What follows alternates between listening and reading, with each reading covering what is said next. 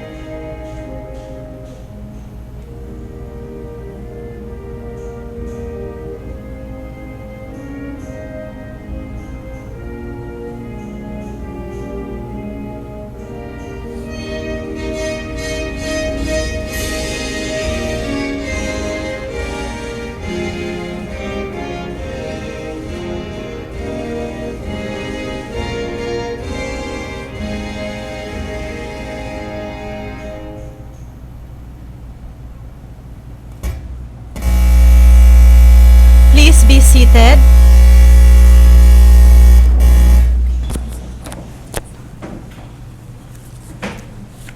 Again, good morning, everyone. For more than a decade, we have witnessed how PKSS has been able to evolve, adapting to various and drastic changes in terms of research themes, formats, and platforms.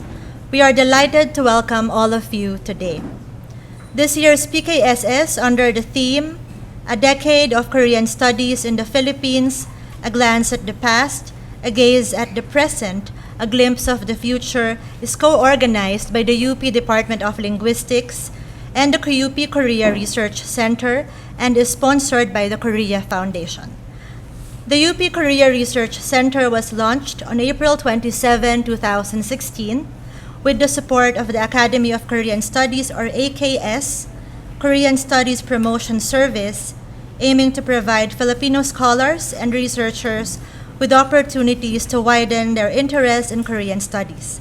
The center hopes to be a venue for students and professionals to produce meaningful comparative research and to promote collaborative partnerships among Korean and Philippine institutions. The center serves as a university hub across UP constituents in order to help promote and develop Korean studies and sponsors inter-college research and educational activities, as well as facilitates the training of the next generation of Koreanists in the country.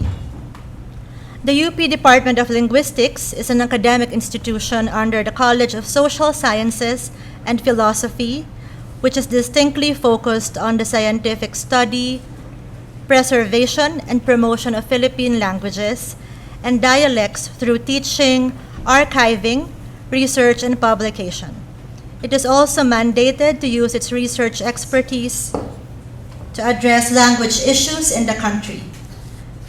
Aside from Philippine linguistics, the department is also recognized as an expert in the teaching of the national languages of Asia. It is designated as a Center of Excellence in Foreign Languages by the Philippines Commission on Higher Education. We wish to thank our followers and supporters and wish to express our gratitude in making events such as this happen.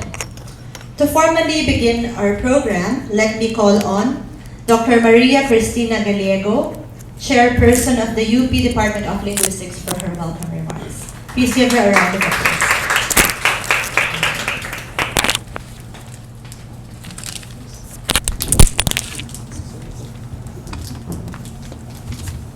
Pinilikan mo na ba yung mic?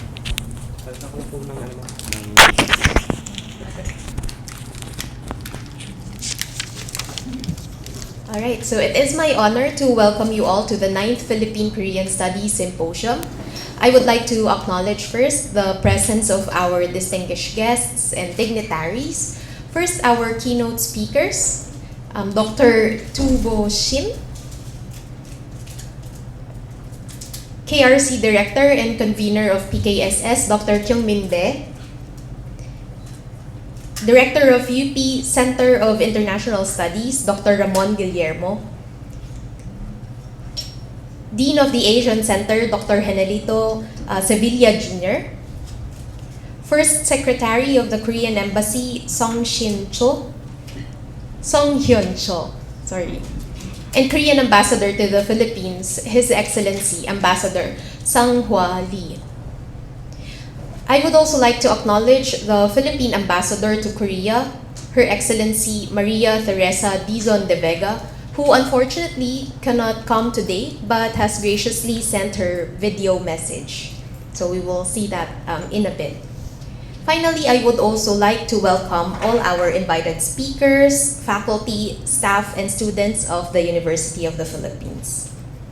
The 9th Philippine Korean Studies Symposium, with the theme A Decade of Korean Studies in the Philippines, A Glance at the Past, A Gaze at the Present, A Glimpse of the Future, takes stock of the development of Korean studies in the Philippines during the past decade, with presentations ranging from culture, politics, language, and education. The beauty of PKSS is that it is an annual gathering of scholars, undergraduate and graduate students, public officials, and culture enthusiasts to talk about Korea. and how it is relevant to the Philippines. The first PKSS, held in 2012, featured a keynote speech from Dr. Hung-Gi Yoon of the University of Auckland, which talked about the development of Korean studies abroad. And this set the tone for Korean studies in the Philippines in the coming years. 12 years after, we have witnessed an incredible growth in the field as seen in the wide variety of research produced and presented in the annual symposium. Incidentally, this year is the 75th anniversary of Philippines-Korea diplomatic relations.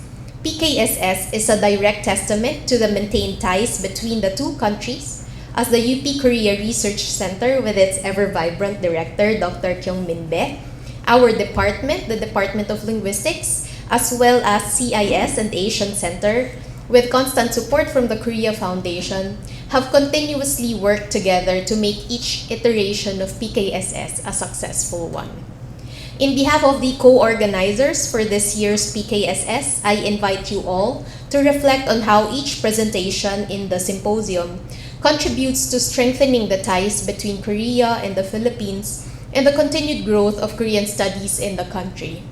This year's symposium, moreover, will hopefully set the direction of the field for the decade to come. Thank you very much, and once again, welcome to the 9th PKSS.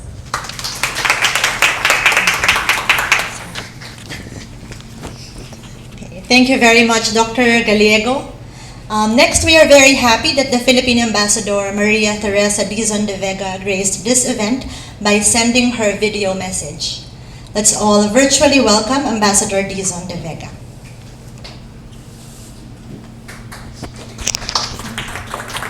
Dr. Kyung-Min Bae, Director of the Korea Research Center, University of the Philippines, esteemed speakers, participants, ladies and gentlemen. Mabuhay! 안녕하십니까 여러분? 저는 필리핀에서 Teresa de Vega입니다. Good day, I am Philippine Ambassador to Korea, Teresa Dizon de Vega. It is indeed a great honor to congratulate the Korea Research Center of my alma mater, the University of the Philippines, on the holding of the 9th Philippine-Korea Studies Symposium with the theme, A Decade of Korean Studies in the Philippines, a glance at the past, a gaze at the present, and a glimpse of the future. This opportunity to join you is made even more significant as we commemorate the start of a milestone year, celebrating 75 years of Philippines-Korea diplomatic relations.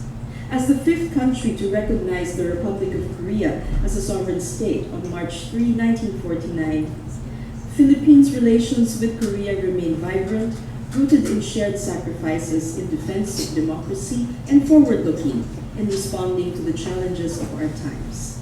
More than 7 decades into our ties, academic exchanges play a pivotal role in understanding the trajectory, dynamics, context, and nuances of our relations.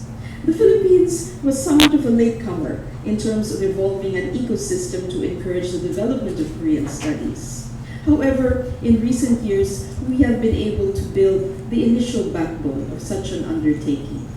I recall when the UP Asian Center developed a Korean Studies program in the 1980s. And I am dating myself, as I was studying and later on teaching at UP in the 1980s and early 1990s. The UP Linguistics department would follow suit with a Korean language track under its bachelor's program. The UP Korea Research Center itself was established in December 2015 and continues to play a vital role in developing teaching materials, courses, and sponsoring lectures, conferences, workshops to advance academic knowledge and interest in Korean studies in the Philippines. There are also other milestones, such as the Ateneo Center for Asian Studies pioneering programs in Korean language teaching and the creation of a full-fledged Korean Studies program in 2014. At present, there are at least over 10 higher education institutions in the Philippines offering some level or form of Korean-related studies. On the reverse side, the Philippine Embassy recently provided the Pusan University of Foreign Studies with seed funding for an advancing Philippine Studies program which enabled the BUFS to publish textbooks on Filipino language learning for Koreans, host academic conferences, and hold student and faculty exchanges, among other activities. All these efforts are important examples of not only what we can achieve in the specific field of engagement, but also in terms of jointly responding to the remaining challenges for greater academic engagement. From questions of resources, sustaining existing programs, and scaling them up, these are matters which I hope we can collaborate on in the future. For our part, be assured that the Philippine Embassy will continue to champion impactful academic exchanges as an integral element of our relations moving forward. As we work closely with our Korean counterparts in establishing a strategic partnership with Korea in the very near term, the importance of academic research and engagement will play a pivotal role. Again, I offer congratulations to all the organizers, participants, resource persons, and especially to an amazing lady, Dr. Kyung-min Bae. Please do follow our 75th anniversary activities, including 2 commemorative book projects. I wish you all a productive symposium as well as a meaningful Women's Month. Thank you. Kamsahamnida. Maraming salamat.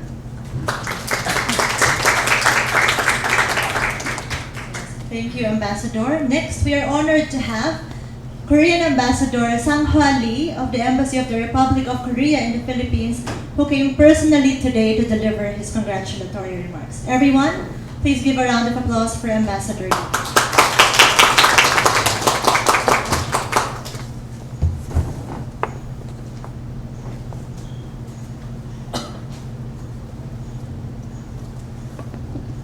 Magandang umaga. Good morning. First of all, I would like to thank Dr. Bae-kyung-min, Director of the UP Korea Research Center, for inviting me to this symposium. I'm particularly grateful to the UP system for hosting the UP Korea Research Center and supporting its Korean Studies program. Now, let me show you this book titled Shim to Whale, South Korea from the Forgotten War to K-pop.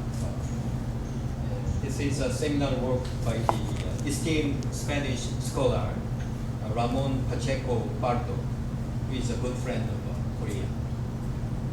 His meticulous efforts, supported by the Korean Studies programs of the Korea Foundation, explains the evolution of the Republic of Korea from the aftermath of the Korean War to its contemporary cultural phenomena. Through objective and balanced analysis, Professor Pardo delineates the transformative journey of the miracle on the Han River and the global dissemination of the Korean wave, such as K-pop and K-drama. During my travels to various parts of the world in my previous capacity as Deputy Minister for Public Diplomacy, I have used the book to introduce the transformation of Korea and share interesting insights offered by the foreign Korea Watcher. I'm delighted to acknowledge the generous sponsorship of this symposium by the Korea Foundation, a collaboration that will culminate in its 10th iteration next year.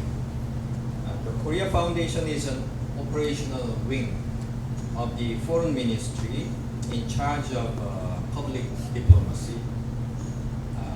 So I appreciate Dr. Bae-kyung-min for her passion and dedication to Korean studies, as they have been instrumental in the ongoing success of this annual event. Having said that, I have a couple of wishes that I hope to see fulfilled in the years to come. Firstly, given the Philippines' affinity for Korea and the people's talents and academic desire, I hope that this symposium will serve as a crucible for nurturing budding scholars who may one day emulate Professor Pardo's scholarly contribution and write their own stories that connect Korea, the Philippines, and the world. Secondly, I'm hopeful for formal degree program in Korean studies in the foreseeable future. The prospect of such an historic milestone, particularly if realized within the prestigious halls of UP, would serve as a tangible manifestation of the enduring and dynamic rapport between our nations. So in this vein, I eagerly anticipate the imminent establishment of the Korea Corner within the UP main library later this year. I can imagine its meaningful role in fostering the advancement of Korean studies in the Philippines and further enhancing UP's stature as a bastion of Korean scholarship. As noted earlier by Dr. Kristina Gallego and echoed by Ambassador De Vega, this year we commemorate the 75th anniversary of Korea-Philippine diplomatic relations. So we are celebrating in numerous ways a long friendship characterized by mutual understanding, trust, and indomitable spirit of solidarity, forged in blood during the Korean War. These special bonds serve as our most valuable assets in the realm of public diplomacy, transcending borders and enriching our shared cultural tapestry. In conclusion, I extend my heartfelt gratitude to each of you for your interest in and support for Korean studies. You are all champions for Korean studies. I wish this symposium resounding success, and I look forward to meeting you again soon. Maraming salamat po. Kamsahamnida.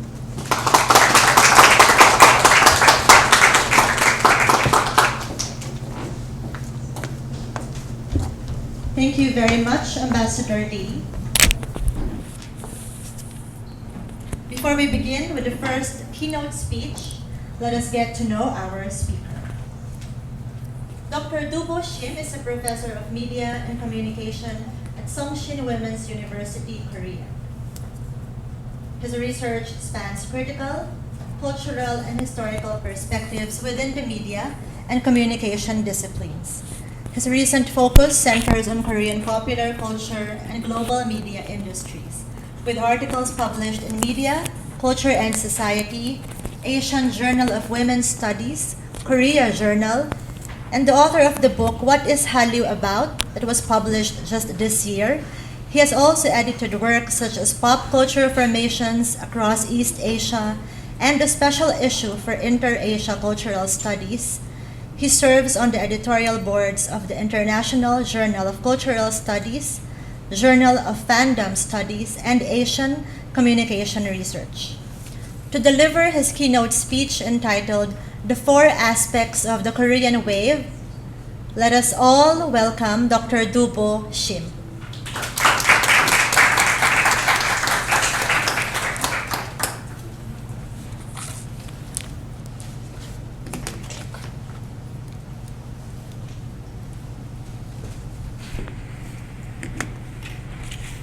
Magandang umaga po. Good morning, everybody. My name is Doobo Shim. I'm currently teaching at Sungshin Women's University, Seoul, Korea. Thank you so much for taking time to come over to this conference. His Excellency Ambassador Sang-Hwa Lee, Department of Linguistics Chairperson Maria Gallego, Professor Kyung-min Dae, and other staff members who made this important event to fruition. I'm really honored to be here as a speaker to give keynote speech at this wonderful event. Today I'd like to share my experiences as a scholar of Korean Wave and international culture studies. While there are senior scholars here, the presence of junior scholars and students has led me to believe that it could be meaningful to share my experiences which I have had so far. When I entered graduate school in the early 1990s, I didn't expect that I would end up as a scholar of Hallyu or Korean wave, because at the time, scholars in and out of Korea didn't take Korean popular culture seriously as a topic for research. However, I always had been interested in culture in general since I was young, and I was particularly interested how culture is produced, consumed, and what is it all about. Now, popular culture of the small nation South Korea is garnering global attention.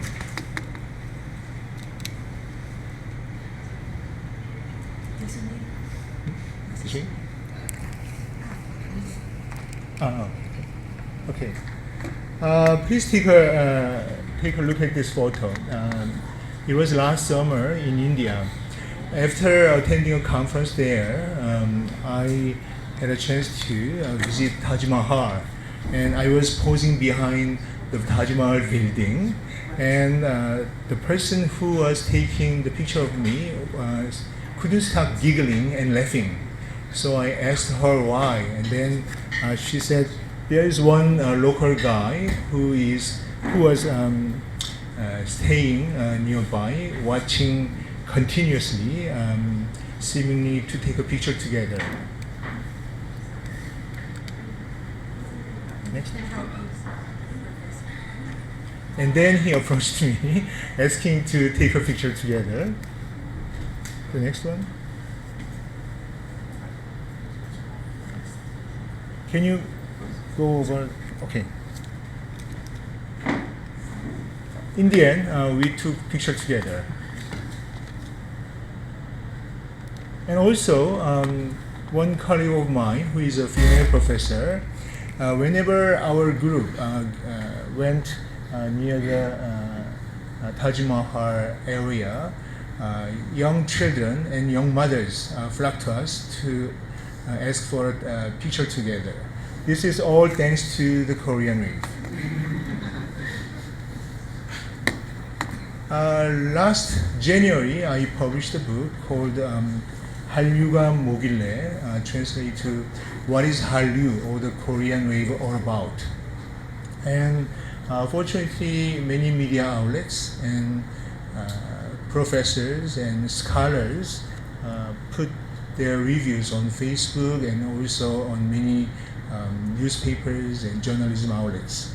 And especially, I was grateful to this review on Facebook.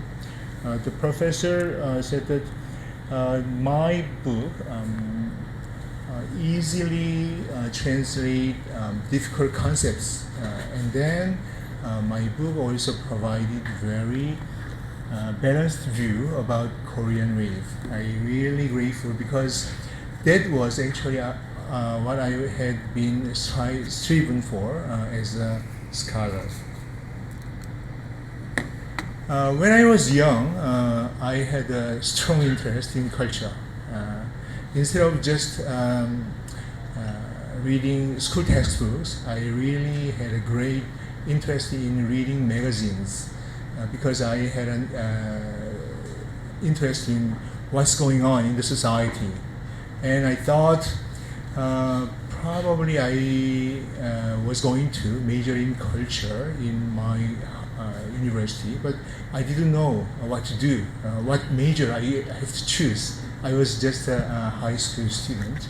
But in the summer, when I was a senior at my high school days, I came upon this book called The West I Saw.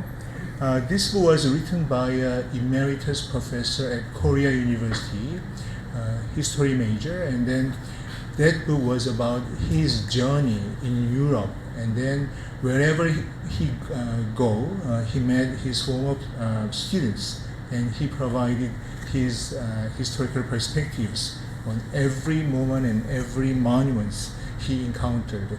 And then it struck me So I came upon an idea that maybe I have to major in history when I entered the university. So eventually I went to Korea University and majored in history.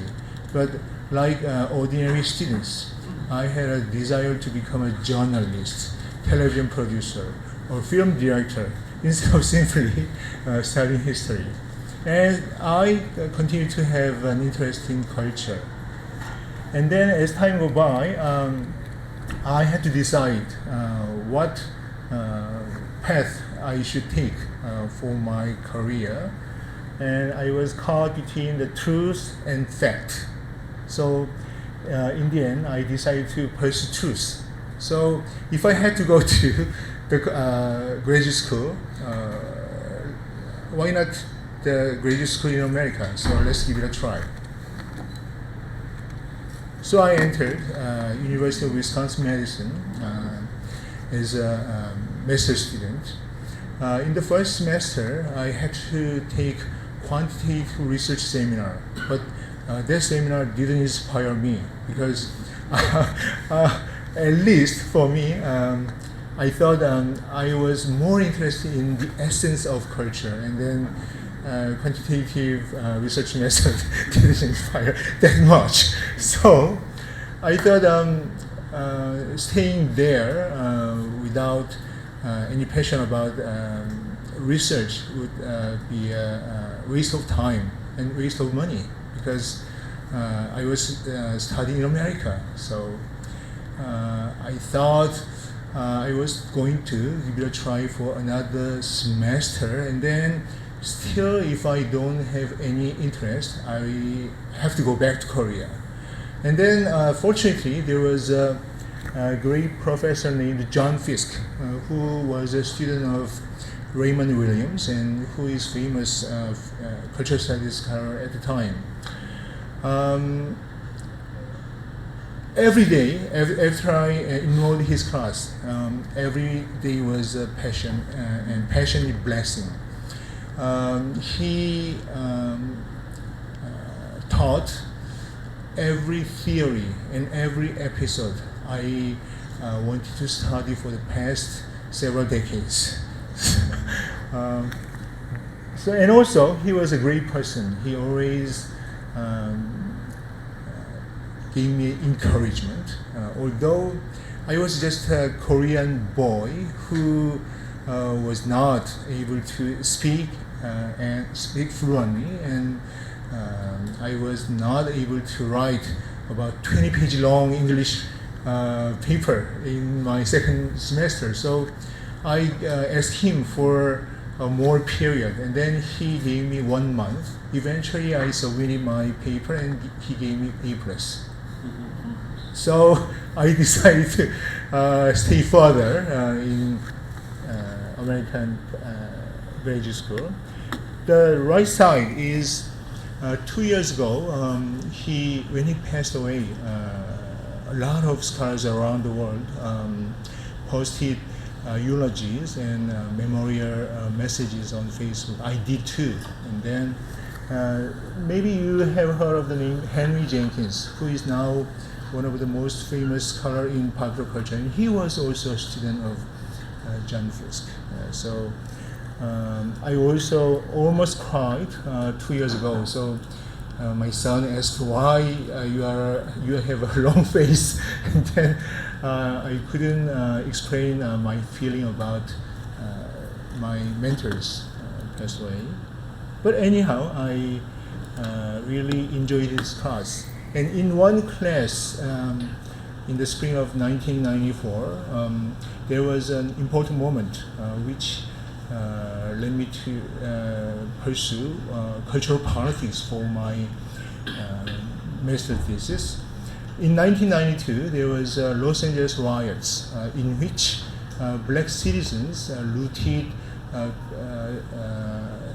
Korean business at Koreatown in Los Angeles. It was a huge news to Koreans. So in the class, Professor John Fisk showed CBS News reports about African Americans looting of Korean businesses. And then, to my shock, many students in that class cheered and applauded with African Americans' rooting of Korean businesses. They were actually progressive-minded students, so I was curious why white American students had a very one-sided opinion and attitude about that tragic moment. So I began to study further about the racial politics in America, and then I found out that Asian Americans, including Koreans, were actually used as a scapegoat in racial politics in America. Asian Americans were lauded as modern minority to be used as an excuse for African Americans' hardship, economic and societal hardship. So many progressive white American students kind of sided with African Americans' hardship. So I thought there is unseen reality about Korean Americans, and then there was no paper or report which gave a voice from the perspective of Korean Americans. So I decided that it's my responsibility to write Korean perspective. So I wrote a master thesis on biases in news reports and biases in portrayals of Asian Americans in the mainstream media.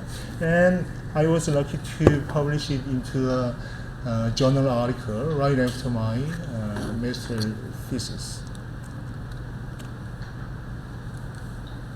And then I entered doctoral program, and when I met my advisor, who is also luminary in media political economy in America, I thought, what should I talk about for my progress in doctoral degree? And then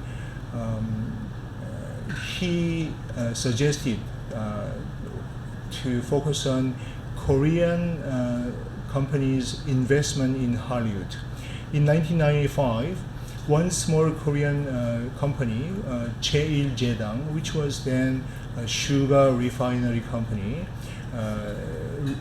just out of Samsung conglomerate, decided to invest in Hallyu Studio, DreamWorks SKG. SKG stands for Steven Spielberg, Katzenberg, and David Geffen, who three of whom were considered as genius in American media industries. But they were newly founded studios, so they sought for investment sources from around the world. And Samsung was offered the chance, but the contractual negotiation was declined. And eventually, unknown small company called Jeil was became an investor to this American studio.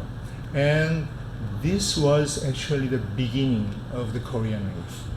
You know, in 2020, one Korean movie called Parasite won 4 Academy Awards, and it was first ever non-American movie to receive Best Picture Award at Academy, and it was CJ who produced and distributed the movie.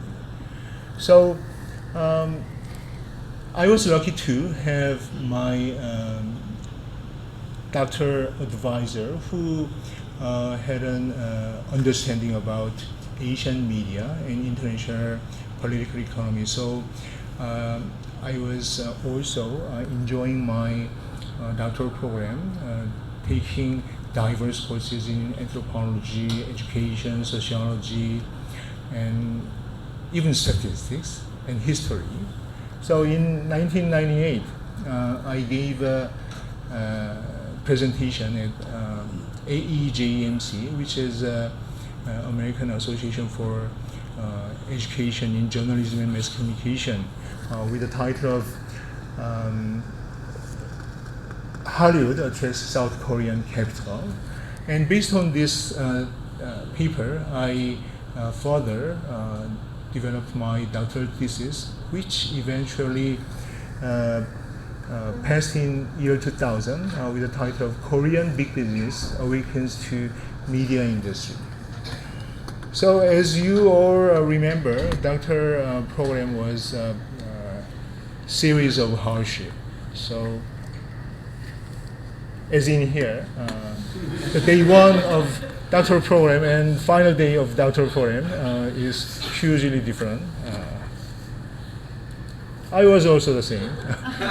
In day one, I was very young, but in the final day, I looked very tired, smoking. Where my life going on, I was wondering. And eventually, I got a job as an assistant professor at National University of Singapore in January 2001. And that also gave me important moment to further understand international cultural flow and eventually the Korean wave. As we all know that Singapore is kind of a crossroads of culture and like the Philippines, English is the main working language in Singapore with diverse ethnic groups.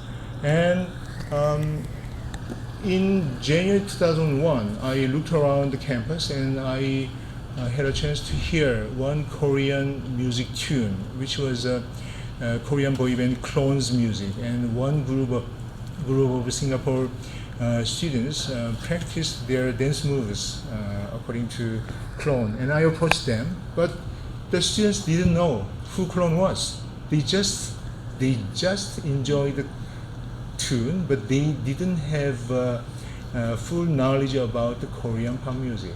And then a few weeks later, I went to a bar in the downtown Singapore, and then interestingly, a local band played a Hong Kong singer Sammy Chang's song, and it was actually an adaptation of Korean song.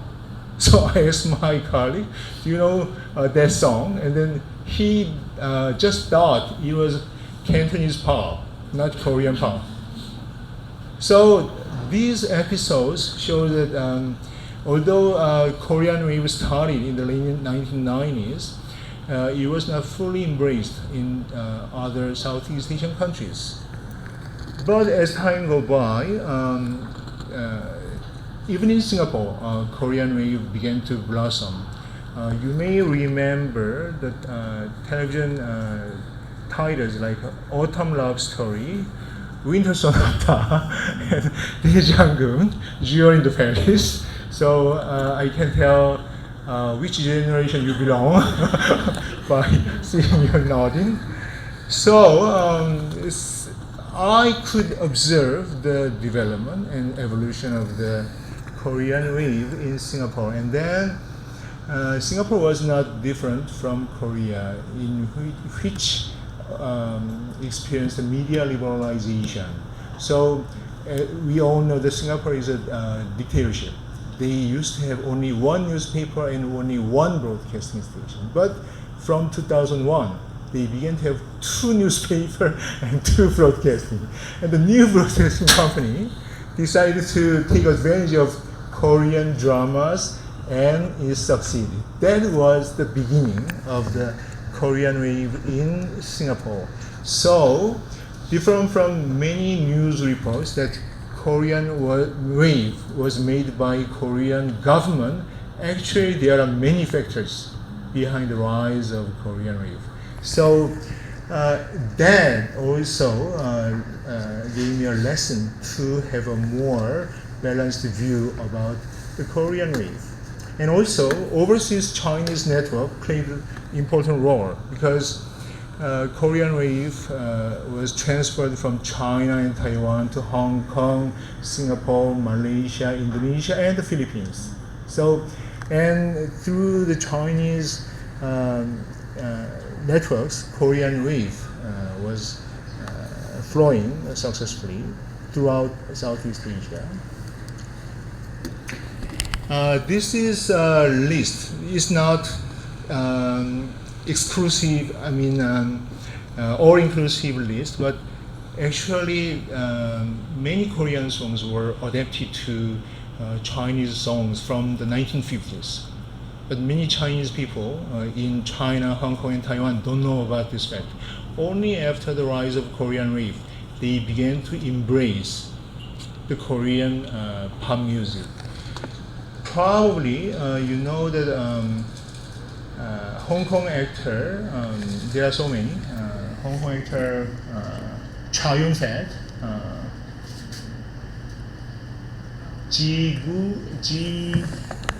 Jitanilgu. Probably you can tell that song is original song from Hong Kong, but actually it was an adaptation. For your information and entertainment as well, I'd like to show YouTube video to compare the song's adaptation and the original. How can I go to the YouTube? Any help? So yeah.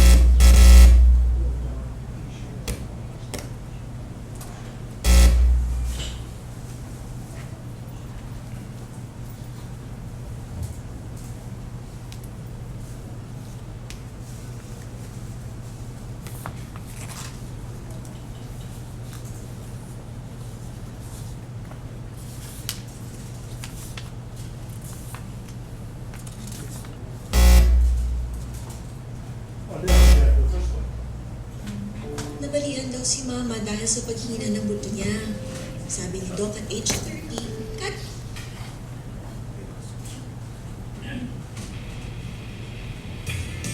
This was the best hit song in 1997 in Taiwan.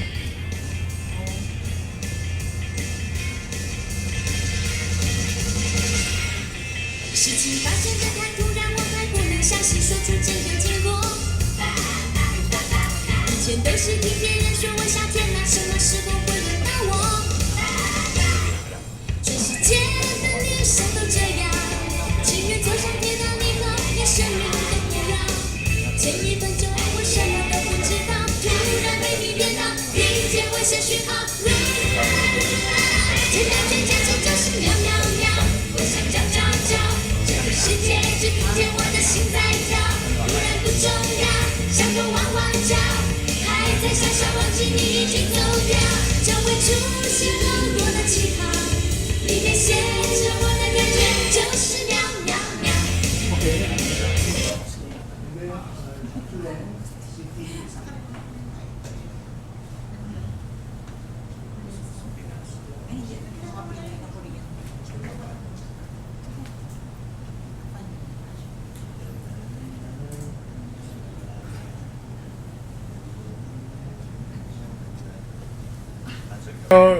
The proximity, actually it is a copy of clone to the Taiwan song in 1997. So who actually promoted this Taiwanese song? It was a Korean Chinese who was a record developer in Korea because he has a tie to Taiwan. So he compiled many Korean songs into Taiwanese version in 1997. Then, after watching those songs were popular in Taiwan, he began to bring clone to Taiwan. And then clone became a huge hit in Taiwan, and that was also the beginning of the Korean wave. Since then, Taiwanese young people began to enjoy Korean bands like H.O.T. quite long, and An Jae-si, An Jae-woo, all those legendary Korean singers became a foundational figure for the future growth of the Korean wave. And actually, there are more songs you can enjoy to understand the copying of Korean songs into Taiwanese or Hong Kong pop.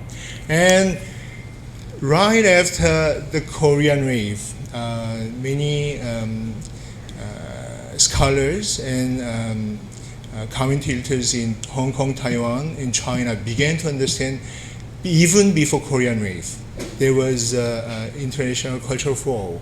So what we can find is that internationally there was a continuous cultural flow within East Asia. Can you go to the next slide? Next slide. Yes. I was also lucky to have been a part of the early East Asian culture studies in the early 2000s. Up until the 1990s, there was no academic movement to understand the whole of international cultural flow. But one Japanese scholar named Koichi Abuchi, he published his doctoral dissertation on Japanese popular culture's popularity in Taiwan and Hong Kong, and it inspired further research, and Korean wave was the foundation for further research in the early 2000s. So in Singapore, scholars like Chua Beng-Huat and Taiwanese scholar Kwan Sing Chen, they joined together to hold a series of workshops and research seminars in the early 2000s. And they brought young scholars across East Asia, from Korea, from Taiwan, from Hong Kong, Malaysia. And in 2005, when I was a professor there, I also participated as a presenter at a seminar. And Chua Beng-Huat, the convener of the seminar, asked 13 scholars to give their research, what was going on in their respective countries. And surprisingly, 12 of the 13 presenters talked about Korean drama popularity in East Asia. So the initial idea was to understand what's going on in East Asia respectively. But what was found was that Korean wave was the huge force in around 2005. So in 2008, in the middle, one book called East Asian Popular Culture, Analyzing the Korean Wave, was published. And that was the seminar research book on understanding popular culture in East Asia. And I had an honor to write the chapter 1 of the book. And then I also published a journal article with the title of Hybridity and the Rise of Korean Popular Culture in Asia in Media, Culture and Society. And up until now, it has been cited for more than 1,100 times globally. And in the far right side is a book which I edited with two other professors from Thailand and Australia. It is pop culture formations in East Asia. So I was lucky to be involved in early East Asian popular culture research in the early 2000s. Can you? Okay. Okay. Because this is a Korea research center, so I thought you may understand the Korean script. Anyhow, this slide talked about what happened in the 1990s Korea. So that was the foundational period in which media liberalization brought up more and more talented entertainers and producers and directors into one space. So they mingled together, and eventually they brought up the high entertainment quality programming across different kinds of content in Korea. Okay, and in my recently published book, What is Hallyu All About? I emphasize several features the scholars have to take. One is that there are many scholars who are giving their research on the Korean Wave, and I found that a lot of research has been done by armchair scholars. Korean Wave is a cultural phenomenon which is happening abroad, not in Korea, right? But many Korean scholars just publish their research articles and books without going overseas. So they are simply armchair scholars. And then those armchair scholars tend to emphasize nationalism. So that eventually do not help the Koreans to have more understanding about other countries. And such a stance tend to block opportunities and chances for Koreans to develop culture and racial sensitivities in this globalized world.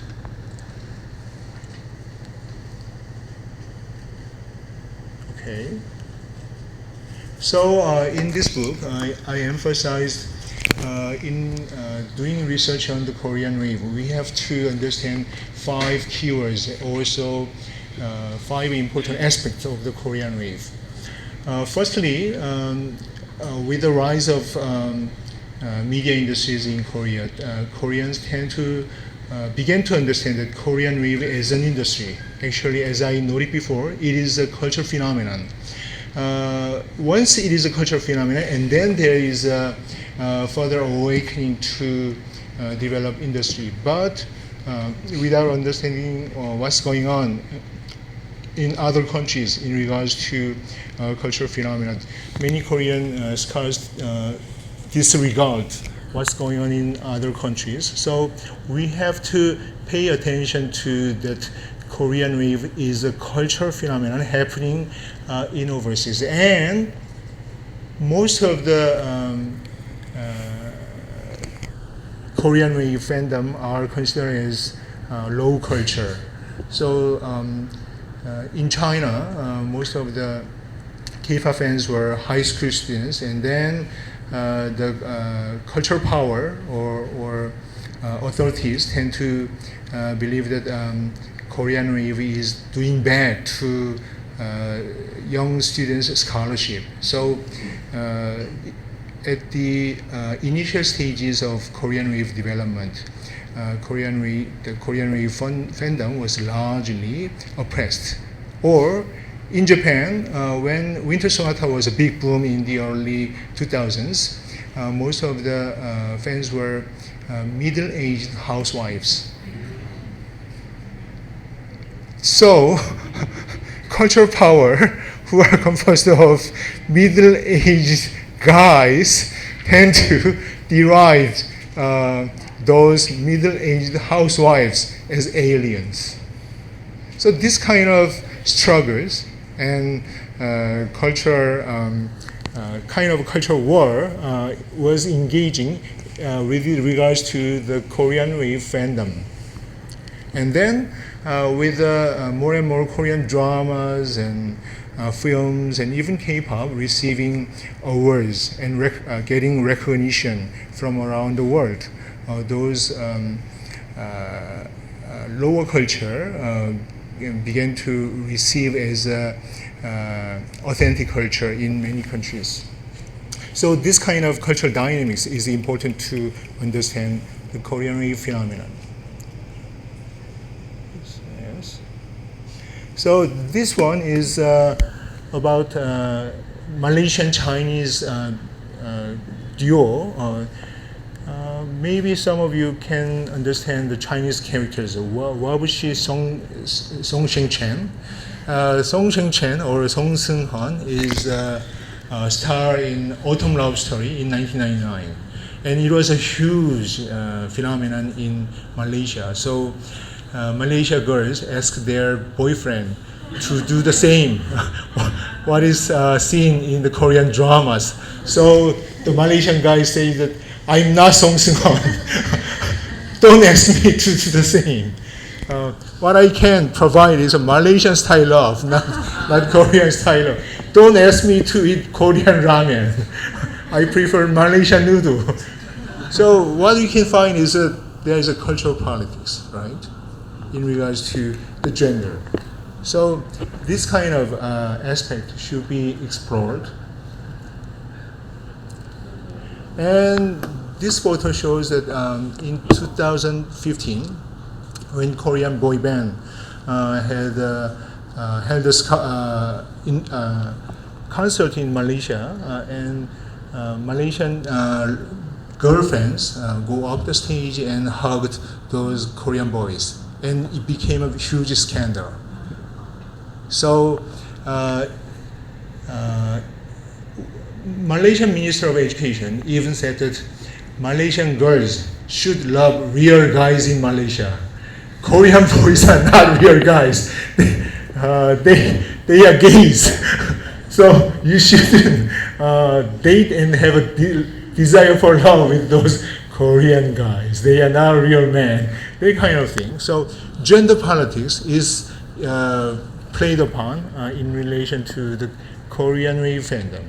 And what is interesting recently in Japan is that because of the soft masculinity, different from the Malaysian situation, in Japan, Korean guys' soft masculinity is being embraced. So Japanese girls show their desire to date Korean guys instead of Japanese guys. So this is also began to have a huge impact on making Korean-Japanese co-production in which Korean guys and Japanese ladies are dating. So this also sparked a new sensational discourse in Japan. So Korean wave is in relation to the gender politics and also cultural politics.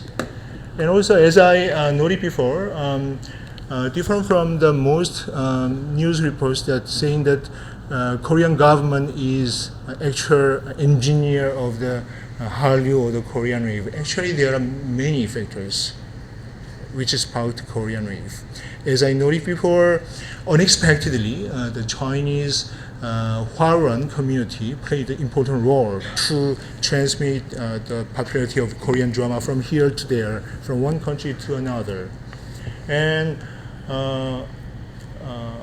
not just instead of Korean government, we have to pay attention to the desire, sweat and tears of the Korean boys and girls who want to make their name in the international entertainment world.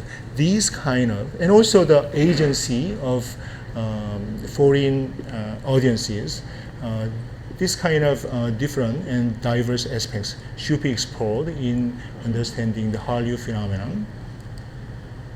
And also, within Korea, there are many news reports that are saying that Hallyu conquered the world or something like that. But if I go to Singapore or Bangkok, I can find traces of Hallyu, but still Bangkok audiences enjoy Chinese culture, Japanese culture, American culture, and their local culture. It is not just Hallyu, but Hallyu is just one of them. But the Korean media tend to say that Hallyu conquered the world. This is wrong, right? So we have to have a more balanced view about Hallyu. And also, unexpectedly, many foreign cultures play the stepping stone effect for developing Korean wave phenomenon. In Europe, these days, arguably, Korean wave is huger than any kind of Asian culture wave. But most of the European fans were originally Japanese culture fans, and they realized that Japanese manga are adapted into Korean drama. After that, they began to find out what's the changes and what's the similarity between those two texts. And then eventually they became Korean wave fans. And in Brazil, Korean wave began in around 2006, rather late from most of the Asian countries. One reason is because there are a lot of Japanese immigrants in Brazil. And then third or fourth generation Japanese Brazilians went to Japan, and then they found out Korean wave in Japan, and then they brought Korean drama, films, and tapes to Brazil unexpectedly. So this kind of relations between different cultures is important. So in order to understand, in order to have a balanced view about Korean wave, the scholars have to go abroad to find out the reality of what's going on in terms of cultural flow. And also, one of the important reasons for Korean wave is because of the Korean cultural productions entertainment quality. And that entertainment quality was not simply brought up from the Korean tradition, but it is a tendency that many Korean armchair scholars tend to focus on cultural DNA of Korea. It is not 100% wrong, but it is not 100% right. Korea was successful in learning from America, learning from Hong Kong, learning from Japan. So all these kind of hybridity is important in heightening the entertainment quality of the Korean drama, film, and K-pop. So without this balanced view, we cannot have a real understanding of the Korean wave. Especially in the 1990s, there was a slogan within the Korean film industry that learn from Hollywood. Different from other countries, Korea aggressively tried to learn many methods, many know-hows of how to make a good entertainment, entertaining films, and then eventually this kind of efforts worked to boost the entertainment quality of the Korean drama and film. So we have to have a understanding of hybridity, which played a role in the Korean wave. So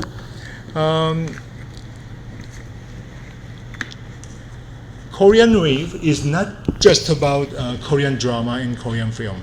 It is more about international relations.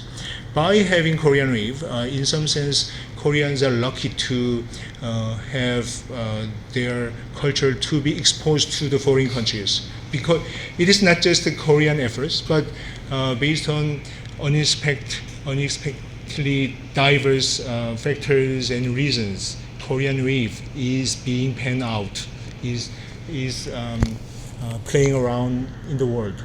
So instead of focusing just on Korean cultural tradition, it is better for my arguing is that the Koreans should try to know more about foreign countries, regional studies. By this way, Korean Wave can be an important foundation for further international relations, for further peace in the world. So I would say that as a scholar in Korean Wave and cultural relations in East Asia, it is better to observe with a more balanced perspective to understand what's going on in other countries in international cultural relations. And also in understanding culture, we have to understand hybridity is in some sense an essence of culture. These days, some of the Chinese young people tend to argue that Lunar New Year should be called Chinese New Year. But actually within China, it is not Chinese New Year, it is Chunjae. And it is Seollal in Korea. It is Tet in Vietnam. So it is not just Chinese New Year, but Lunar New Year. But if one country argues that they own any kind of cultural product, any kind of cultural essence, or any kind of cultural phenomenon, it eventually hurt the global well-being in regards to the cultural flow. So by understanding hybridity, we can be more, the world could be more beneficial in understanding the culture and hybridity. So this is the end of my keynote speech. Salamat po. Thank you very much.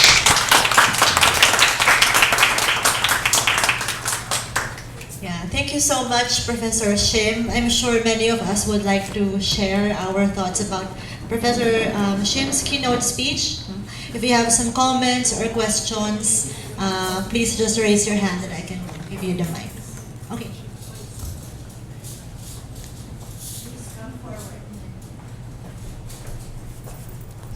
Hi, good morning, Dr. Shim. I am Karen. I am from De La Salle University, Las Marinas, and thank you for that very profound presentation about Hallyu.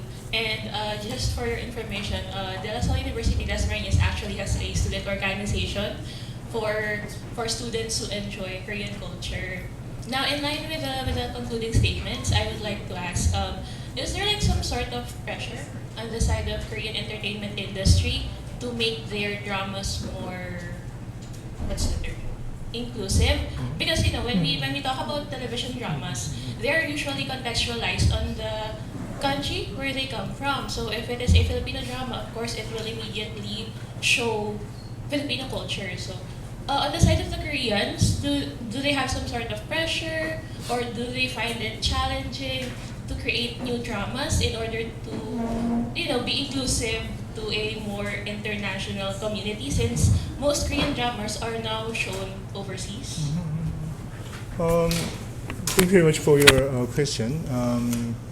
Actually, one of the foundation behind Korean dramas strengthening of the entertainment quality is because there is a very fierce competition within the domestic market. Actually, most of the Korean producers, their first target is domestic audiences, not international audiences. But based on strong and fierce domestic competition, the quality of entertainment is getting better and better. And then within this globalized world, and after the Korean wave, Netflix and other OTT platforms tend to take advantage of Korean dramas. So once Korean drama is enjoying success, it is easy for them afterwards, they go overseas as an export item.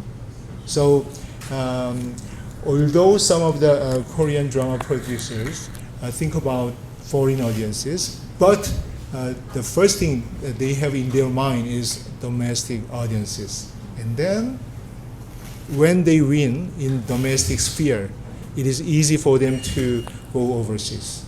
Yes. So last year there was a scandal over Korean drama's portrayal of Saudi Arabian prince. He was portrayed as a womanizer. So at the time there was a protest by the Muslim people. So I think it was an important moment for Korean producers and entertainment industry to be more sensitive to other cultures. So my own perspective is that there are more areas in which Korean drama and other popular culture industry to get better. Okay. Thank you, Dr. Shim. Thank you so much. Other questions or comments? Hello, Dr. Hello. Shim. It's Long nice time to no meet see. you again. I actually have many questions. First is that, I agree with you that the audience of Korean drama is actually the domestic market. As an avid consumer of Korean drama since 2012, I've seen how it sort of developed and evolved. I could see that the recent dramas that have been produced, some of them are actually reacting to what's happening in Korean society. Like for instance, the debates on whether women should be in the private sphere or public sphere, like it's this I forget the title. So there's this I guess this is the liberal sector, meaning the writers, the producers, reacting to what's happening in Korean society. So there are more renditions of women's rights. What else?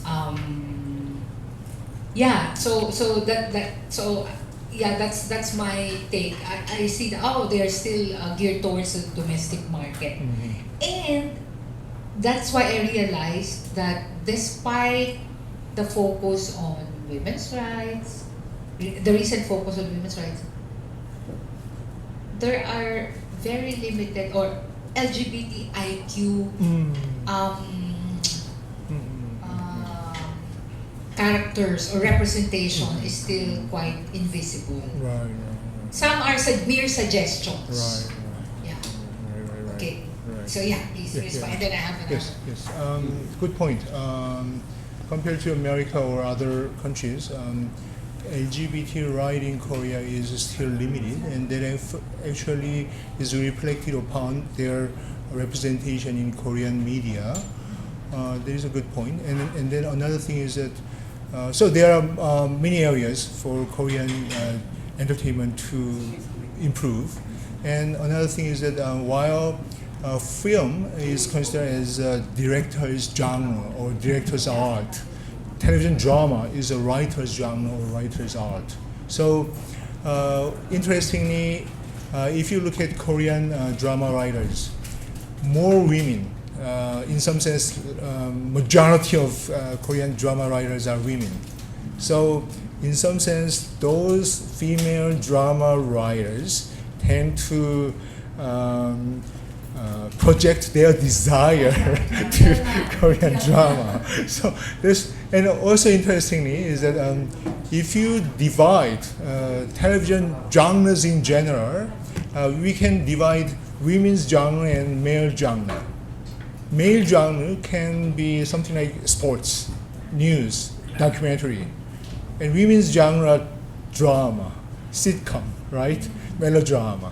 So in the case of the Korean drama, women who are making up most of the writers, they are taking advantage of their being as a drama writers to show their desire for more women rights. So if you look at, if you remember many dramas from Korea, like Extraordinary Attorney Woo or other dramas, you can find out that in many cases women are being portrayed as a winner instead of men. And also more and more dramas are, the stories are going around 3 young Korean women. And then, although they are dating with men, whenever problem arises, they don't rely on their father or their boyfriend, like in the old dramas. Yeah. But these are of themselves. So this is a new trend of Korean dramas. So I have heard audiences in Cambodia or Vietnam, after watching Korean dramas, they feel that they are more empowered.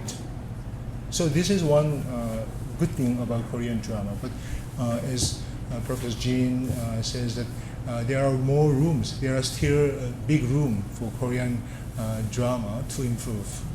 Thank you very much. Yes.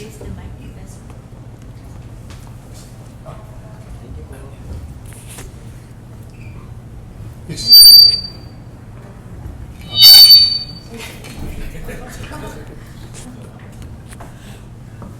Hello. Hello. Okay, please. So I was wondering about, that was very interesting, the relationship of China, for example, in disseminating Korean culture or Korean cultural products in the early years. And what I noticed, because I was studying translational statistics, that translations from Chinese into Korean have declined very much since the 2000s, 90s. 2016? By 2000, by the 1990s, there's a huge reduction. And from translations from Chinese into Korean, and there's a more massive translation from English. I can see that there's a very large turn to the west in terms of how culture products are consumed in Korea. From consuming a lot of Chinese or translating a lot of stuff from China, suddenly turns to the United States. And I think it's also a phenomenon in terms of intellectual life in Korea, that there's a turn to the West in terms of absorbing influences. So how does that affect, for example, this kind of relationship with the Sinosphere, given that perhaps you're the last generation to learn Hanja also, that the young people are no longer feel so connected with that part of the world and tend to focus or turn towards the United States more, as also I've seen in your presentation. So this is quite noticeable that, in the 70s, 80s, there was a lot more Chinese influence in Korean culture, and then in terms of translation statistics, in terms of translating novels and text, etc., and then it turns to the US later on. Okay. Actually, in the 1970s and 80s, different from of your observation, there was not much Chinese influence in Korea. We used Chinese characters like Japanese do, but when Japanese use Chinese characters kanji, they don't feel that they are still under influence of China, because Chinese character has been in Korea for thousand years, has been in Japan for thousands. Although we use Chinese characters, we don't believe it is still an influence from China. It is our culture. You know what I mean? Like Latin, when Latin civilization is everywhere in Europe, like Chinese characters are everywhere in East Asia. So it is not simply Chinese influence. But from the late 1990s, Korean Ministry of Education began to reduce the Hanja, Chinese character education in middle school and high school. I don't think it is a good measure. I don't think it's a good strategy. English is probably lingua franca in the world, and not Chinese language, but Chinese letters is another lingua franca in East Asia. So also, our traditional culture has been written in Chinese characters. So if the Korean education stop teaching Chinese characters, it is actually disconnecting Korean traditional culture to the future generation of Korea. So although maybe the premises of in regards to the Chinese civilization is different, but I believe it is better for Korean education to partly emphasize Chinese characters in their educational curriculum. Otherwise, it is not beneficial for the future generation Korean students to learn more about the different cultures on the globe. We are Homo sapiens and we are Asian, right? Yes. Just to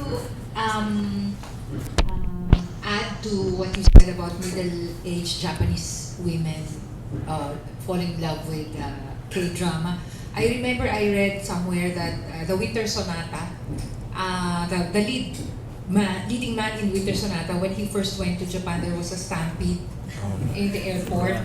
Yeah, I read about it in 2004, I think, and then they described, the Japanese women described the leading, I forget the name, I forget, the lead, the lead actor, and they described the lead actor in the Winter Sonata series as a man who cries.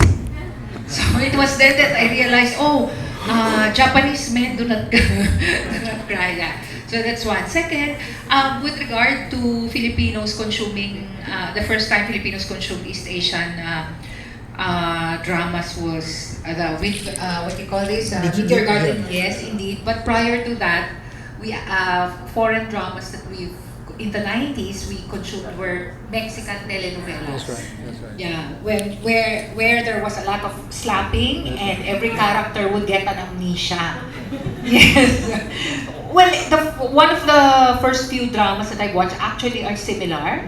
Were quite similar, but the stark difference that we've found out is that Korean dramas are calmer, so they're more relaxing. Yeah. The next question that I'd like to ask is, would you label, I mean, a lot of things have been said about K-dramas, Hallyu, that it's soft power. I say this because I teach politics and that's my area. But I noticed that very few has looked at it from a gendered perspective. Because in a sense, you're also promoting the East Asian brand of masculinities and femininities in the way that you portray the Hallyu, even the K-pop, no, those androgynous look. That I think has not been seen by, I mean, correct me if I'm wrong, by other young people in other parts of the world. Yeah, thank you. About 10 years ago, whenever I strolled around Gangnam Station neighborhood, I began to find out that young men began to wear the mask, the rouge on their lips. So it was a culture shock to me, to my generation, right? Before, men should not wear makeups. There was the kind of rule for the traditional gender stereotype and norms, right? But these days, I found out that my son is in his 20s, and I noticed that he also wear red color kind of, it's not lipstick, but lip balm. Yeah. So I was surprised to ask, why do you use red color? And then he said, only red color lip balm are being sold at CVS. So this is a huge change. And I read an article published by French scholars on Korean drama, and then they say that Korean drama is not simply about soft power, it's more about sweet power.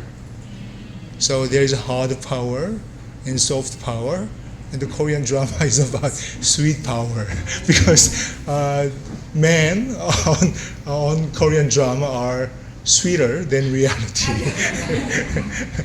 And in relation to the Winter Sonata syndrome in the early 2000s, I know that in the 1990s, when there was a movement of Japanese population to Korea, it was largely middle-aged businessmen in the 1990s. And then suddenly in the early 2000s, majority of Japanese people coming to Korea was middle-aged women. And then these days, Japanese women in their 20s come to Korea to have Korean boyfriend. So I have a student, a Japanese student in my graduate school. Actually, she has a PhD in education, but she enrolled as a master's student in my department. And the superficial reason is because her doctoral advisor suggested her to come over to Korea to learn more about culture under me. And another reason behind her decision to come over is because she wants to have a Korean boyfriend. Yeah. Thank you very much. Thank you very much for your comprehensive and insightful presentation, Professor. My name is Seksan. I'm from Thailand. I have two observations and one question. My first observation is that as a Thai guy who was born in 1990, I would say that my first experience with the Korean cultural products is Ragnarok Online. It's actually nothing to do with the Winter Sonata or any K-dramas at that time, because still start with the Japanese manga at that time. Yeah, it's very famous in Thailand. And I went to Korea first time in 2010, and I found many young Koreans, they play StarCraft, kind of very famous game, and department store. So that's kind of my first experience, and I think we don't find these days in Korea. I think my second observation is more about perhaps the kind of the gap between Korean cultural popularity and kind of support for the foreign policy goals. I think the professor talked about soft power, and as a person working in the government sector, I found that there's kind of a gap with that, because it seems that Korea kind of gained huge popularity, but when it comes to real soft power, according to Joseph Nye, I think there is a kind of a gap that, okay, how can the Korean government mobilize support to the foreign policy goals? I think that's a personal observation. And I have one question, Professor. There is a shared belief among Thai policy makers that the government has a kind of big role in promoting Hallyu abroad. What's your opinion on that? Thank you very much. Good point. Compared to other Asian countries, in some sense, Korean government is playing a role, right? But from the domestic perspective, the more Korean government intervene in the media industry, the worse the effect. So entertainment is a private sector and government is a public sector. So it's not always right when government play a role in private sector, it will yield the positive result. So although the government plays some role in the entertainment sector, they should be as quiet as possible. Otherwise, there will be a counter effect. So the more Korean government argues that we are doing something, in Indonesia or in other countries, they have some kind of counter effects that if Korean race is engineered by Korean government, it is a cultural imperialism. So I should not support Korean race. This kind of result can come out. So if I advise to the Thai government should be aware of the a positive effect and negative effect when government intervene in the private sector.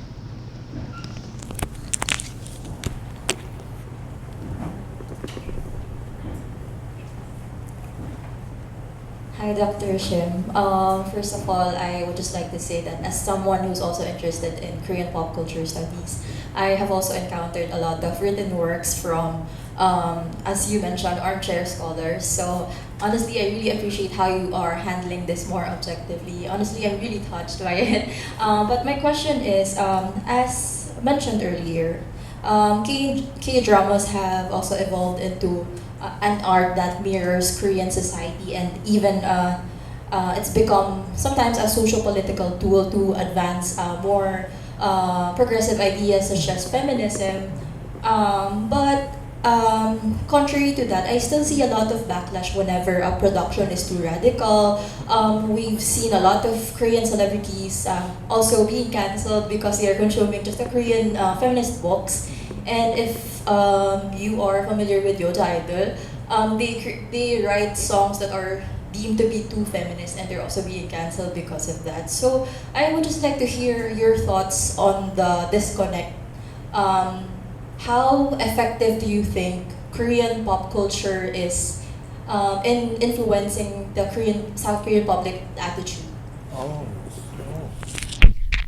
Actually, there is a huge impact of the popular culture on the behavior and attitude of the general public and audiences. Different from traditional era when people tend to receive culture from their grandmother on their left, right? These days, the culture is transmitted via popular medium like television, internet, and social media, right? So I also have observed there is more and more disconnection between family members, because in the 1970s there was only one television set. So we have to watch the same television drama or news together, and then there's a chance for discourse, conversation when watching televisions. But these days, the family members don't watch television. They watch their handphone, right? Tablets. So the chances and opportunities for family members conversing each other is getting lower and lower, right? Disconnected. So in this sense, ironically, the power of popular culture is being stronger, getting stronger. So although there is not direct effect of one television drama scene on people's behavior and attitudes and beliefs, but there is an accumulation of changes and effects of television shows on people's behavior, beliefs, and their attitudes. So I think I'd better say this generally. Thank you very much. Hi, Dr. Shim. I'm Rainy. Not sure if you remember me. We met back in Yeah, I remember. I'm also now a master's student in Asian Studies, specializing in Korea. I guess one thing I wanted to just say is that thank you for your works. I still use them in my thesis proposal until now, even the one you wrote back in 2006, hybridity and all that. But I guess I have two questions. Especially now, I'm working on my thesis proposal on Korean cultural policy. And then you mentioned earlier that it's better that governments really don't interfere for the risk of it being considered as cultural imperialism.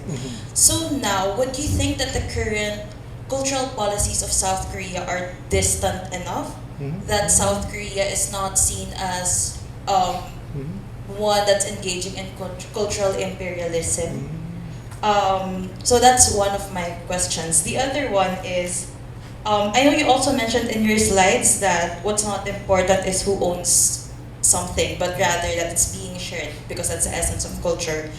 But with Korean culture, with the Korean wave now being a bit more, I'm speaking at the perspective of K-pop, since I'm a K-pop fan, being a bit more geared towards the West, as in groups releasing more and more English singles, English albums, even having global pop groups, reality shows getting trainees from different countries, but they're still being trained under the Korean system of trainees. How can the Koreanness of the Korean wave remain despite those moves, and how can that how can those moves be continually traced back to Korea and still influence, still contribute to the soft power and contributions of Korea to the world? Thank you. Okay. Even 20 years ago, I argued that government should rather step away from entertainment development. But as you might know, most of the politicians are very stupid. They don't learn lessons from the previous events. So whenever there is a new regime, they don't learn from the previous regimes mistakes and everything. So that's why similar mistakes continuously happen. So, and also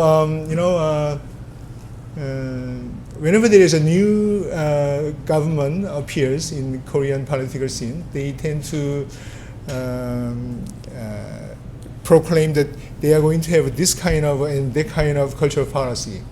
But not every policies are implemented. But once they proclaim, they are reported. And then those reports are also translated to Philippines and Indonesia.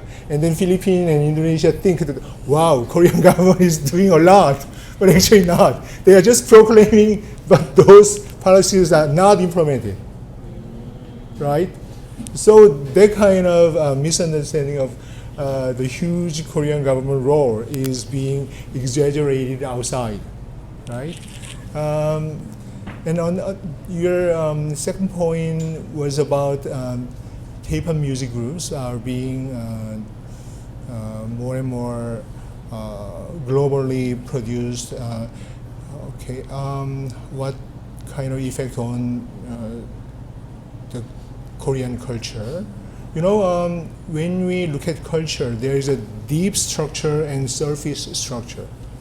So although Korean music productions tend to focus on globalizing their lyrics and their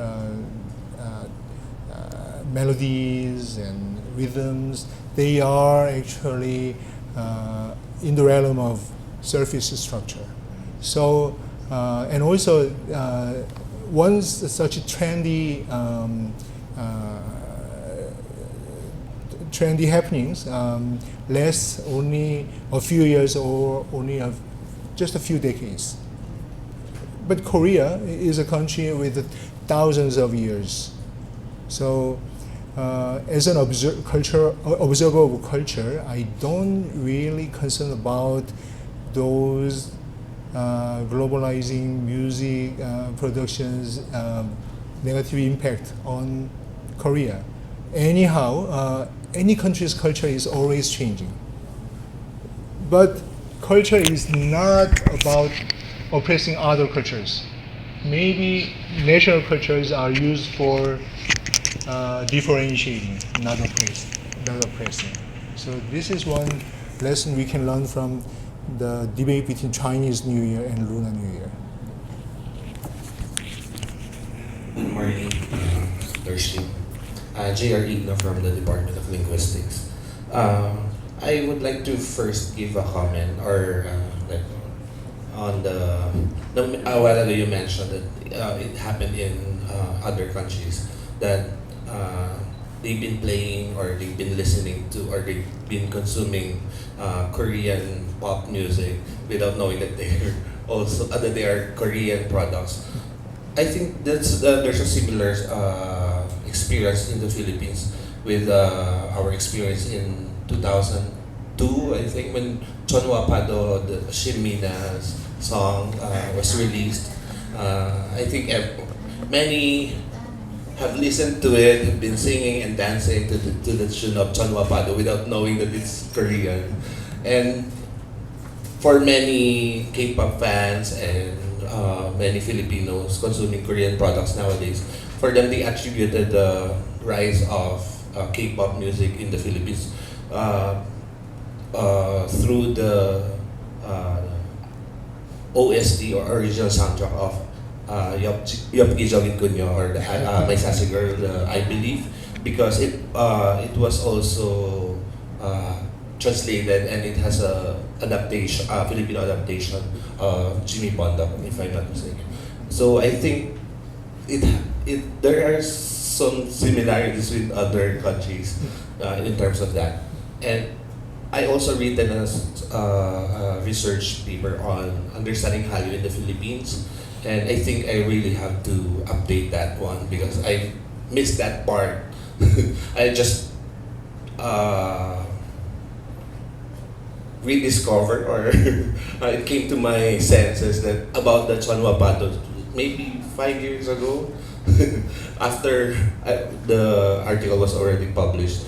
And I think it's not 5 years ago. I think it's during the pandemic because of the rise of TikTok, and John Wapado came into surface again, and that's one of not really my question, but because I'm working now on a research on the roles and or the portrayals of Filipinos in Korean movies, and starting with Korean movies, and I'm planning to continue it with Korean series, Korean teledramas.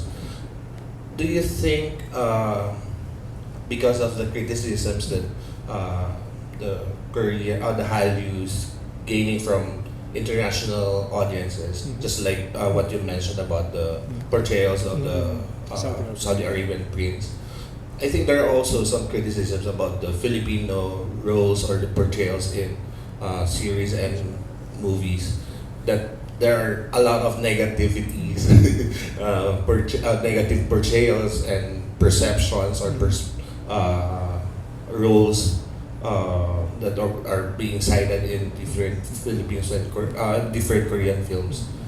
So do you think the Korean productions are generally responding on the criticisms received by or received from the international audiences? Good comment. Regarding your first point, these days, I receive a comment from colleagues from across Asia that Hong Kong and Singapore, whenever there is a new television shows, they are actually emulation and appropriation of Korean shows. In the 1990s, there was criticism within Korea that many Korean shows are emulating Japanese shows. But if you ask Japanese television producers, they say that they emulated American shows. And also that the American films in the 1930s and 40s, many of them are actually stories from Europe, right? So actually, this way, culture are flowing across the globe. And this, regarding your second point, at least compared to 10 years ago or 20 years ago or 30 years ago, there is improvement of the Korean television productions regarding ethnic and racial and cultural sensitivity, although it is slow.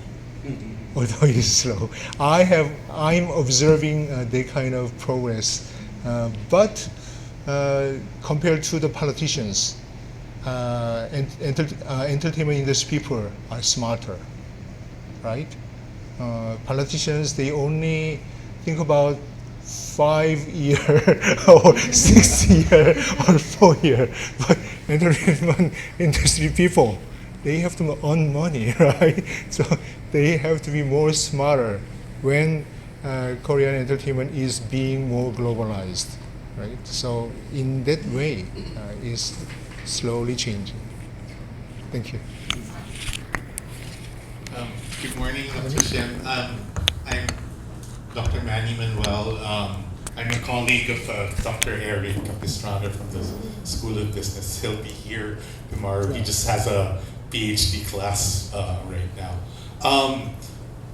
It's a mix of reaction and a question or questions related to the two previous comments. One was the whole aspect of being portrayed, at least the current Korean dramas being portrayed as more feminist in orientation, etc. But at least my experience, on the flip side, historical dramas tend to be more, really just upbuilding of women in such a way that they're actually being respected and honored in such a way that, compared to, I guess, the cancel culture, etc. And just even from Jang Gyum and Dong Ye, Empress Ki and stuff like that.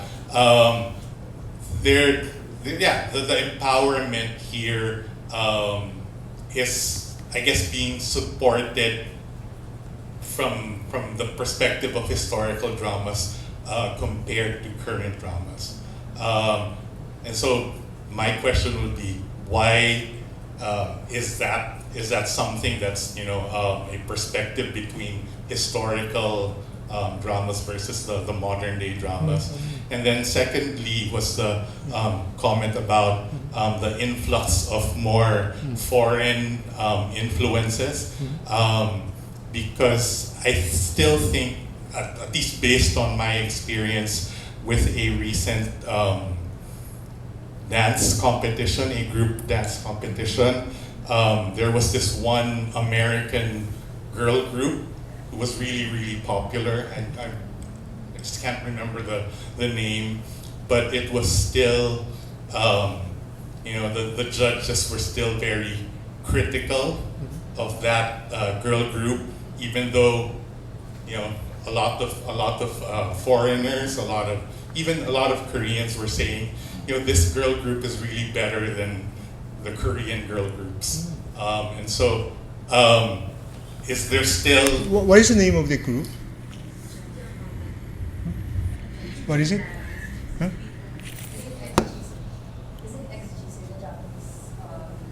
No, this is the American. Yeah, Jam Republic. So there was a recent dance competition. Yeah, Street Woman Fiber, and even though Jam Republic won a lot of the challenges, etc., it was still their Korean counterparts who still eventually won.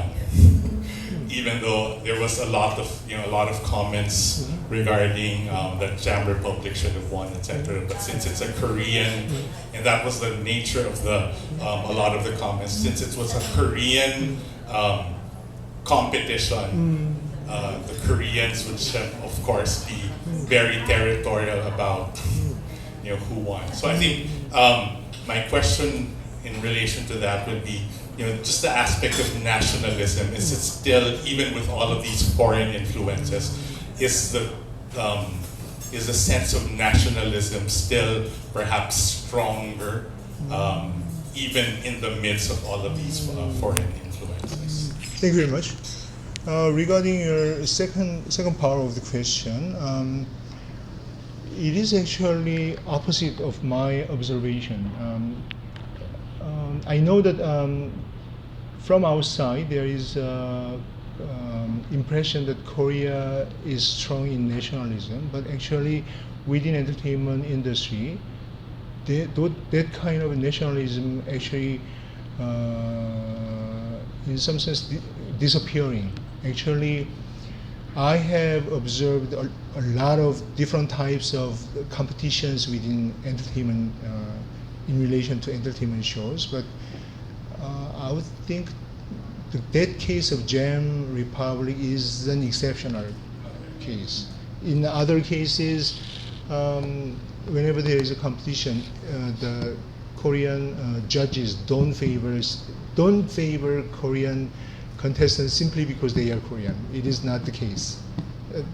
I have observed similar shows in China and in other countries, and compared to China or compared to Taiwan or compared to Japan, Korean judges are more objective in some sense. That is my observation. So I have to check myself with regards to the Gem Republic, but probably there is an exceptional case.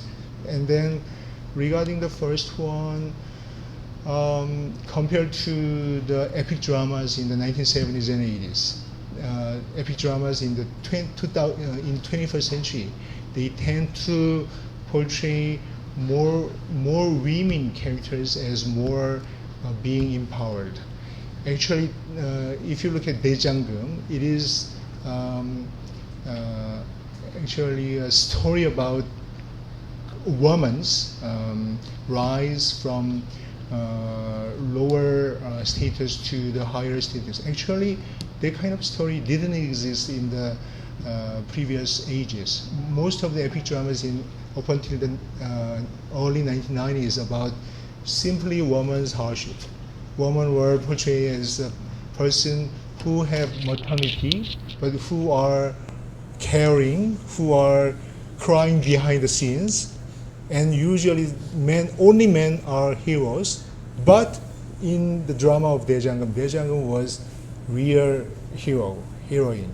And other dramas like Hwang Jinyi is actually her job is a female entertainer in the Joseon era. Most of the cases, those Giseng are portrayed as women who sacrifice their body to satisfy men's desires. But in Hwang Jinyi, if you remember that most of the Giseng are portrayed as people who hone their skills as a performer. And those kind of stories are more and more prevalent in the 21st century epic dramas. So the change is not sudden. It is a gradually changing. But if you look at the 70s, 90s, the current epic dramas in relation to female portrayals are getting better slowly. Thank you very much. Other questions or comments? Okay, so I will use this chance to also ask my questions to Professor Shim. Professor Shim, I've been doing some Korean to English translations with Dr. Be, and I'm wondering about the potential of Korean literary works to be part of this Hallyu Korean wave. And my second question is, based on your observation in the past few years about Hallyu, Korean screen culture, and also K-pop, what do you think is the path now that is being taken by these two biggest parts of Hallyu? Or if you don't have such observations, what do you think is the path that they should take for them to retain the position they have in relation to other global cultures? Oh, that's nice. Very good point. Actually, compared to television, drama, film, and music, the Korean literary translation is behind. But in the past few years, we have many good news that Korean stories are being translated to English, French, and also thanks to you, to the Filipino. And then you know that one Korean female story titled Kim Ji-young, who were born in 1982, it is a huge success around the world. So Korean literary works are second or third wave of the Korean wave. And also I know that I'm still observing changes within East Asian popular culture flow. Based on Korean success, I know that Thailand, Taiwan, and other countries try to emulate Korean success.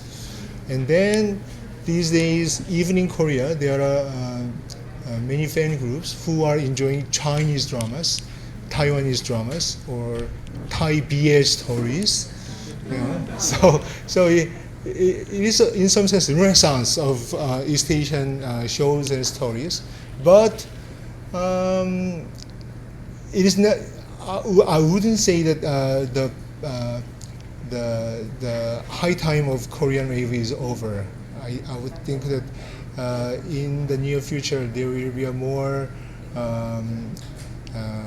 in some sense, battleground, battleground of different East Asian cultures. And then I would think it would be good for East Asian, inter-Asia understanding within East Asia. Thank you very much. Thank you so much, Professor Shim. Any last question, maybe, or comment from the audience? Okay.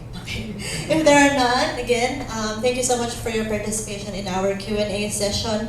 Now let me just ask maybe Professor Shim to just give us maybe one last message to the audience, or. Okay. I really enjoyed conversing with my old friends and new friends in the Philippines. I feel it is a great honor for me to share my research and insights of the Korean wave, and also my past experiences as a student and scholar with scholars and future generation scholars and students here. So I really enjoyed this morning. Salamat po. Thank you so much. A big round of applause for Dr. Shim. Now, may we invite Dr. Gallego and Dr. Be to award the Certificate of Appreciation to Dr. Shim Doobo.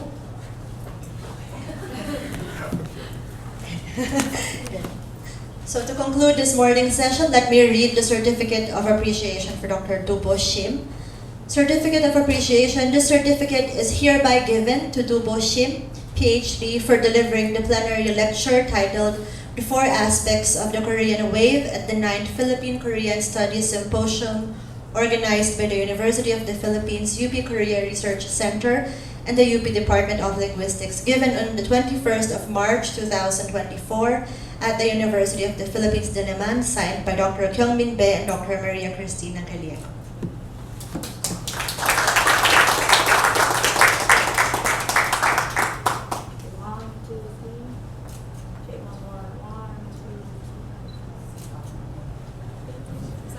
감사합니다.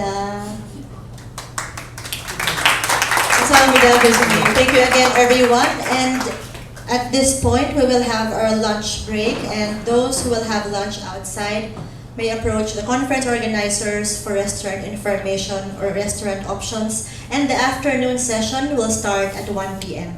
네, 감사합니다. 마raming salamat po.